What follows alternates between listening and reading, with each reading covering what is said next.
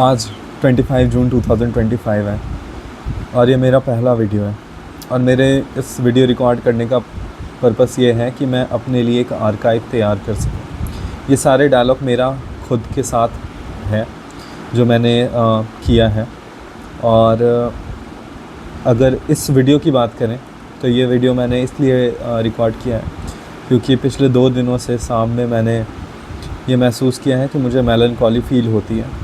पहले मैंने इसे विंटर डिप्रेशन माना।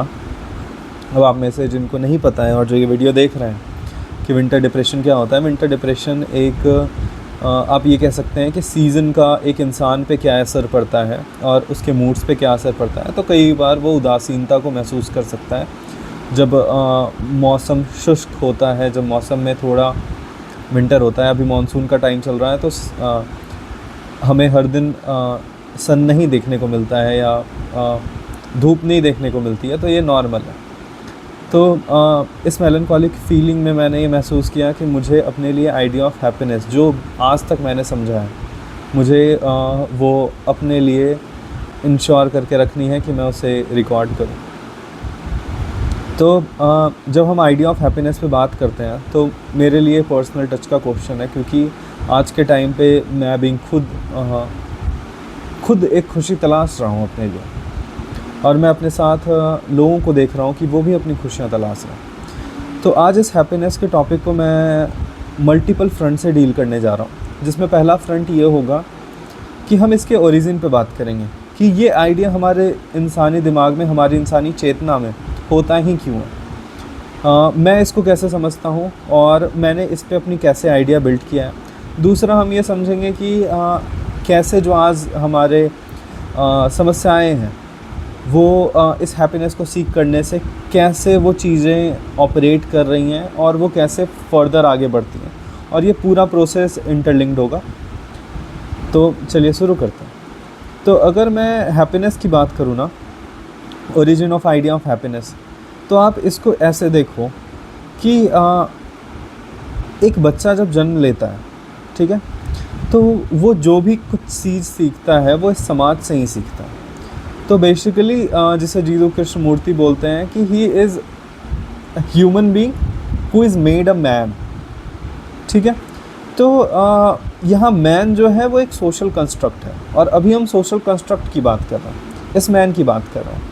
तो वो जो मैन है, जब वो जन्म लिया है तो वो एक ऐसे समाज में जन्म लिया है जहाँ की अपनी सारी चीज़ें बन चुकी है, सारा कल्चर बन चुका है। वहाँ socio fact, artifacts, religious facts already तैयार हैं और वो बच्चा उसको सीख रहा होता है। और वहाँ उस सीखने के क्रम में वो अपने लिए अपनी खुशी की महत्ता को डिफ़ाइन करता है कि उसके लिए खुशी क्या है। जब वो बच्चा धीरे धीरे चीज़ों को सीखता जाता है और एक अवेयरनेस के लेवल पे पहुंचता है जहाँ पे उसकी कॉग्निशन उस चीज़ को प्रोसेस कर पाए कि खुशी आखिरकार उसके लिए क्या है, क्या जो समाज की आइडिया थी खुशी की, जो उसने अपने अंदर समा ली थी, क्या वो उसकी अपनी खुशी है। और यहाँ से हम question of origin of happiness पे आते हैं। मैं हैप्पीनेस को एक इवोल्यूशनरी रिवॉर्ड की तरह देखता हूँ, बायोलॉजिकली इवोल्यूशनरी रिवॉर्ड। अब मैं जब ये टर्म यूज़ करता हूँ, इसका कहने का मतलब ये है कि हर स्पीसीज़ को सर्वाइवल करने के लिए हमारे बॉडी में इवोल्यूशन के दौरान कुछ फीचर्स डेवलप हुए, और हैप्पीनेस वो रिवॉर्ड है जिसके थ्रू हमारी स्पीसीज़ की procreation, reproduction and survival ensure हो।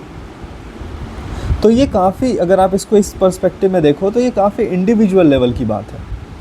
हमने जब प्रोक्रिएट किया तो हमें एक हैप्पीनेस की फीलिंग आई, जब हमने खाना अच्छे से खाया तो हमें एक हैप्पीनेस की फीलिंग आई, जब हम किसी तरीके से अपने आप को बचा लेते हैं किसी विषम परिस्थिति में तो हमें हैप्पीनेस की फीलिंग आई, और वो बार बार रेप्लिकेट हुई to form a idea and to form a memory, और वो हमारे जीवन का तौर तरीका बन गया, और फिर बाद में उसने हमारी सर्वाइवल इंश्योर की। अब जो चीज़ इतनी इंट्रिंसिक टू इंडिविजुअल थी, ये हैप्पीनेस की फीलिंग, इसके साथ एक और ख़ास बात थी कि ये सोशल लेवल पे भी रेप्लिकेट हो सकती थी। जब 2 लोगों ने इस सेम चीज़ को फील किया, they started forming a bond, and यहाँ पे हमें लव की आइडिया क्रिएट होती दिखती है। पोजेशन की आइडिया क्रिएट होती दिखती है।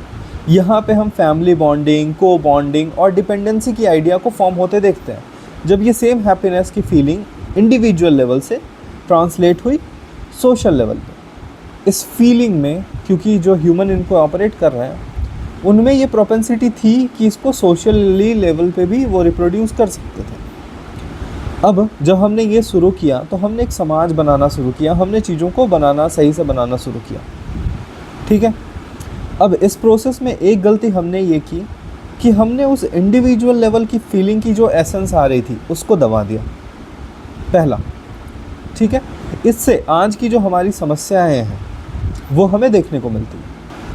अब इसका एग्जाम्पल क्या हो सकता है कि हमने क्या किया, हमारी प्राइमरी आइडिया ऑफ हैप्पीनेस जो हमें खुद तक होनी चाहिए थी, अब हम उसे दूसरों को भी केटर करने लग गए। फॉर एग्जांपल, सिंपल सा एग्जांपल है शादी। आप अपने पेरेंट्स को खुश करने के लिए अब शादी करने लगे। पहले आइडिया ऑफ लव जो एक इंडिविजुअल आइडिया ऑफ लव हो सकता था, दो इंसानों में हो सकता था, उसको आपने कर्व करके overall societal feeling of happiness को ज़्यादा प्रेफर देना शुरू किया। तो दो तरह के हैप्पीनेस में कन्फ्लिक्ट भी शुरू हो गया क्योंकि स्टेक्स बढ़ गए, ठीक है। दूसरा अगर एग्जांपल लें तो आज का हसल कल्चर या कम्पिटिटिव कल्चर आपकी हैप्पीनेस कहीं और लाई कर सकती है। आप चीज़ों को उस परिस्थिति में देखना चाहते हो जहाँ पे आप खेलना कूदना भी चाहते हो और साथ में पढ़ाई करना चाहते हो, बट साथ में आप चाहते हो कि आपकी फैमिलीज़ वगैरह का भी नाम बड़ा हो या उनको एक सेंस ऑफ सिक्योरिटी फील हो। वहाँ से आपने देखा कि आपने अपनी चीज़ों को कम करके then you started focusing on their thing, not ensuring कि वो किस लेवल तक सस्टेनेबल था।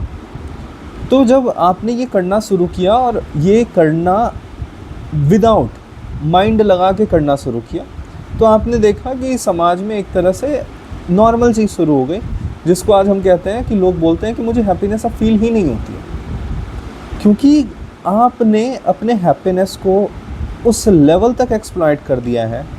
जब मैं ये टर्म यूज़ कर रहा हूँ, हैप्पीनेस को लेवल तक एक्सप्लॉइट कर दिया, आपने अपने जीवन का लक्ष्य ही हैप्पीनेस को फील करना इंश्योर कर दिया, ठीक है।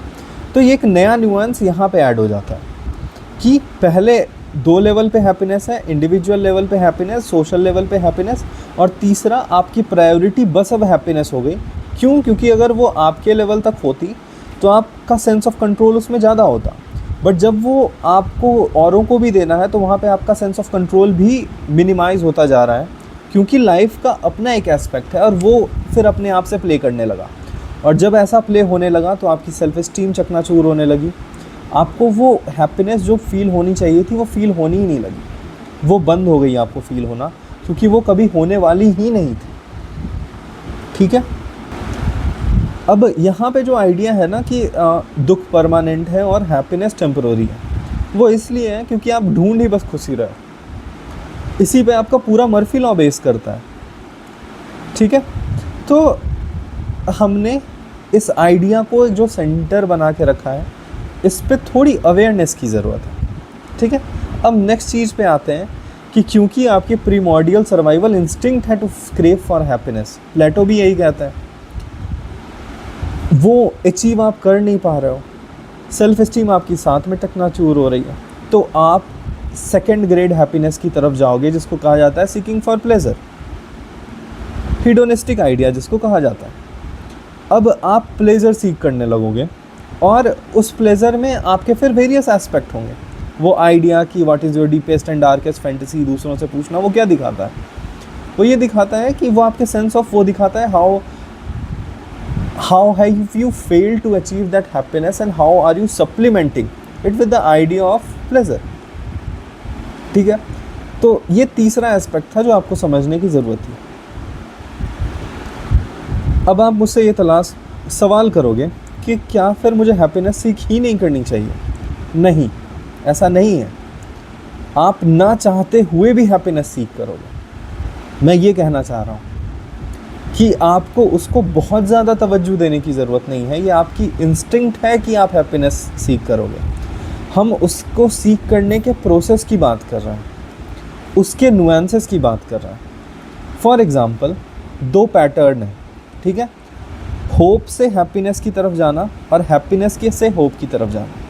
अगर आप होप से हैप्पीनेस की तरफ जा रहे हो, इसका मतलब ये है कि आपने अपने आप में वो पोटेंशियल डेवलप कर लिया है, आपने अपने अंदर वो काबिलियत डेवलप कर ली है, आपने अपने इन्वायरमेंट फैक्टर जो आपके अगेंस्ट काम कर रहे थे उस पर टेम करना, उस पर काबू पाना सीख लिया है। And now you work for your self. यहाँ पे होप क्रिएट होती है, और जब होप आता है, जो पॉजिटिव होप है जिसमें आपको खुद पे भरोसा है, तो ये आपकी सेल्फ इस्टीम को भी बूस्ट करेगी और इवेंचुअली आपका रिज़ल्ट भी अच्छा होगा। लेकिन अगर बस आप हैप्पीनेस सीख कर रहे हो, तो हो सकता है वो एक बेसिस, उसकी जो बेसिस हो वो एक डिल्यूजन हो या टॉक्सिक पॉजिटिविटी हो, उसका कोई सब्सटेंस ना हो, और आप जो वो हैप्पीनेस ढूंढ रहे हो वो आपको फिर मिलेगी भी नहीं। और फिर जो आप होप में हो, वो उस होप का अंत ये होगा कि आपको वो कुछ नहीं मिलेगा। तो जब आप होप से हैप्पीनेस की तरफ जाते हो, तो आप अपने सेल्फ इस्टीम को भी बूस्ट करते हो, आप अपने रिजल्ट्स को भी इंश्योर करते हो, और आप अपने आप को सेल्फ एक्चुअलाइज भी बेटर कर पाते हो बनिस्पत अगर आप दूसरे तरीके से जाओ। ठीक है, दूसरे तरीके में जिसमें आप हैप्पीनेस सीख कर रहे हो, उसमें एक और इशू है। उसमें दूसरा इशू है सेंस ऑफ एंटाइटलमेंट। आपको ऐसा लगता है कि वो चीज़ आपके लिए ही बनी है और उसका कोई सब्सटेंस नहीं है। लेकिन अगर आप होप से हैप्पीनेस की तरफ जाओगे, वहाँ पे एक idea of working on yourself है, एक आइडिया है to embrace the hit and trial method, कि कोई बात नहीं, अभी एक बार फेल हुआ, दूसरी बार फेल हुआ, तीसरी बार मैं ठीक कर लूँगा, मेरे में काबिलियत है, और यहाँ पे एक आइडिया ऑफ रेजिलियंस भी डेवलप हो जाएगा।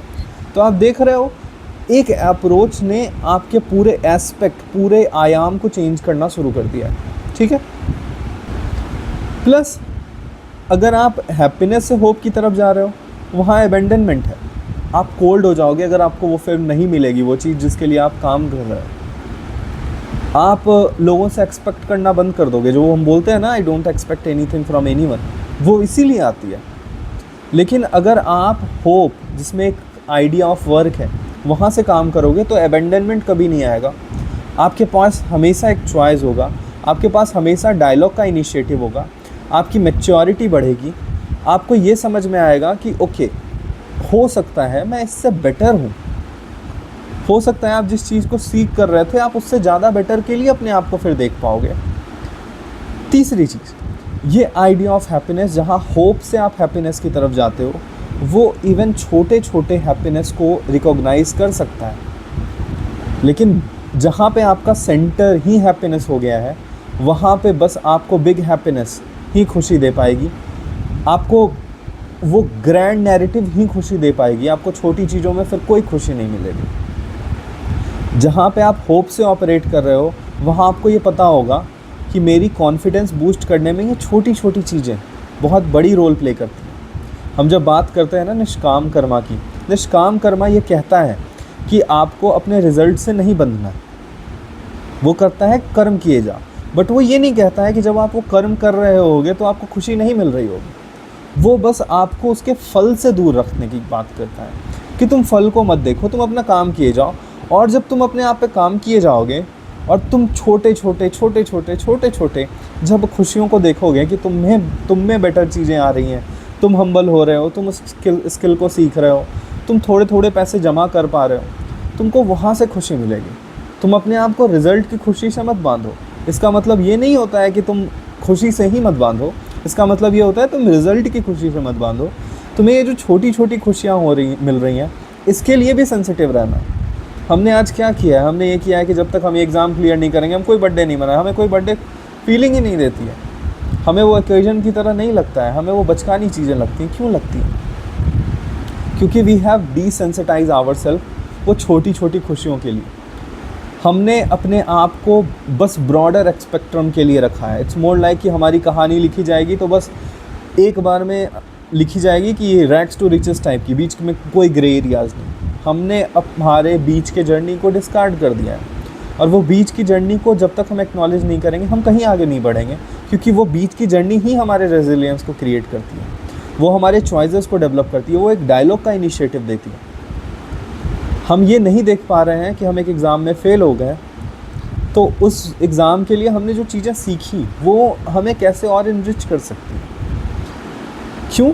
क्योंकि वो जो ग्रैंड नैरेटिव था उसमें हम इतने ज़्यादा ऑब्सेस्ड हो चुके हैं कि हम उसको पकड़ नहीं पा रहे हैं।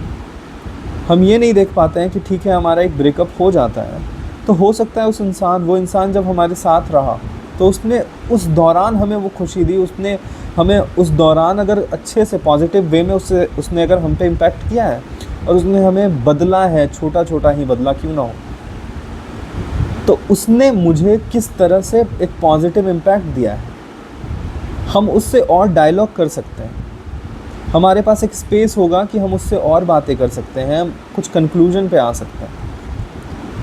तो ये जो प्रोसेस है, दूसरा वाला प्रोसेस जिसमें आप होप से हैप्पीनेस की तरफ जाते हो, वो आपको हम्बल बनाता है, वो ग्रैटिट्यूड देता है। आपको दो चीज़ें आप समझनी पड़ेगी। सेकंड ग्रेड हैप्पीनेस जो हीडोनिज़म है, जो कि आएगा जब आपको हैप्पीनेस नहीं मिलेगी। यही वो हीडोनिज़म है जो आपको एक साइलेंट प्लेजर देता है किसी के दुख में, सेल्फिशनेस की जो बातें होती हैं एटसेट्रा, वो यहाँ से आती है कि फिर आप सेकंड ग्रेड हैप्पीनेस सीख करने लगते हो जब आपको फर्स्ट ग्रेड हैप्पीनेस नहीं मिलती है। और वो फर्स्ट ग्रेड हैप्पीनेस इतना ग्रैंड बना लिया है आपने कि आपको वो छोटे छोटे हैप्पीनेस भी फील नहीं होते। तो इसमें एक बहुत बड़ा डायलॉग है जो हमें करने की ज़रूरत है। और जब हम ये बात कर रहे हैं तो हम अब इस कंक्लूज़न पे, अब मैं कंक्लूड करना चाहूँगा, इस कंक्लूज़न पे भी आते हैं कि हमारे पूरे इमोशन के स्पेस फैब्रिक में बहुत तरह के इमोशन हैं और वो उतने ही इक्वली इम्पॉर्टेंट हैं, क्योंकि वो किसी न किसी तरह से एक पर्पस फिल करते हैं। आपका दिमाग अगर वेरियस इमोशन को फील कर पाता है तो उसका कोई ना कोई पर्पस रहा है। तो अगर आप उस हैप्पीनेस को जिस तरह से अप्रोच कर रहे हो, अगर आप उसको चेंज करते हो, तो आप जो दूसरे अदर इमोशंस हैं उसको भी इक्वली तवज्जो दे पाओगे। अगर आपको कोई दुख हुआ है तो आप उससे लेसन सीख पाओगे। आप बस इस आइडिया पे बंधे नहीं रहोगे कि मुझे हैप्पीनेस क्यों नहीं मिली, फिर आप उसमें लेसन की तलाश कर पाओगे। आपके इंट्रोस्पेक्शन की पावर बढ़ जाएगी। आप चीज़ों में गुस्सा, चीज़ों में एक लेवल ऑफ एक्सेप्टेंस ला पाओगे। और ये सब तभी पॉसिबल है जब एक सेंस ऑफ अवेयरनेस आएगा, एक सेंस ऑफ कॉन्शियसनेस आएगा, एक सेंस ऑफ एक्सेप्टेंस आएगा, सबसे पहले खुद को लेके। जब आपका ये चीज़ें पूरी हो जाएंगी, आप देखोगे इसका एक पॉजिटिव इम्पैक्ट आपके वेरियस एस्पेक्ट पे भी आ रहा है। क्यों? क्योंकि वो हैप्पीनेस एक ट्रायंगल की तरह है जिसमें वो बेस लेयर बनाता है। अब वो बेस लेयर बस इस पे डिपेंड नहीं करता है कि आपने हैप्पीनेस कंज्यूम कर लिया।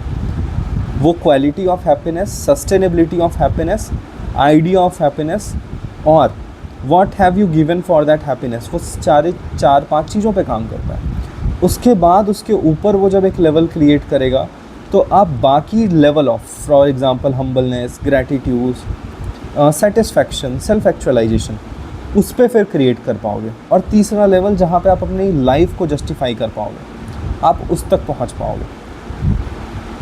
ठीक है, मैं इस वीडियो को यहीं पे अंत करता हूँ। नेक्स्ट टॉपिक पे हम बात करेंगे। और ये जितने भी टॉपिक्स हैं ये स्टैंड अलोन टॉपिक्स नहीं हैं। इन सभी टॉपिक्स पे मल्टीपल क्वेश्चंस हैं और ये एक दूसरे से डिफरेंट आइडियाज़ से इंटर रिलेटेड है, क्योंकि आइडिया का सबसे बड़ा फीचर यही है कि वो इंटर रिलेटेड होता है। तो इससे कई सवाल भी निकल के आएंगे। हम धीरे धीरे नई नई बातों पे, नए नए आइडियाज़ पे चर्चा करेंगे। Thank you.